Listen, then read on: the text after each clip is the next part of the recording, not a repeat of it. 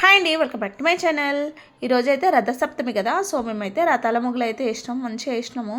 ఈ మూడు అయితే వేస్తుండే, చాలా అయితే వచ్చాయి. ఇంకా ఇది అయిపోయాక ఇంట్లోకి వెళ్ళేసి ఇంకా పనులన్నీ చేసేసుకొని పూజ అయితే కంప్లీట్ చేసుకున్నాము. ఇంకా సూర్యుడి పూజ అయితే వీళ్ళు ఎంతమంది అయితే చేస్తారు, ఈ రథసప్తమికి అయితే మేమైతే కంపల్సరీ అయితే చేస్తాము. ఎవ్రీ ఇయర్ అయితే ఇలా అయితే ఉంటుంది.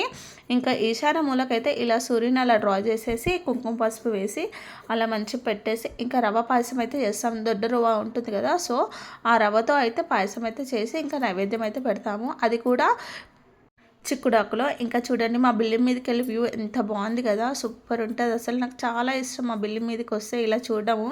చాలా బిల్డింగ్స్ అయితే కనిపిస్తాయి, ఒక సైడ్ చెట్లు, ఒక సైడ్ బిల్డింగ్స్, ఒక సైడ్ కొండలు, ఇలా బాగుంటుంది. ఇంకా మొత్తం అయితే పూజ అయితే అయిపోవడానికి అయితే వచ్చింది. అత్తం అయితే పూజ అయితే చేసేసింది. ఇంకా నేనైతే మొక్కుకున్నాను. ఇలా చిక్కుడాకులు అయితే పెట్టారు. మీరు ఎంతమంది అయితే ఈ పండుగ అయితే సెలబ్రేట్ చేసుకున్నారు? మీకు కనుక నా వీడియో నచ్చితే మాత్రం తప్పకుండా లైక్ చేయండి, షేర్ చేయండి.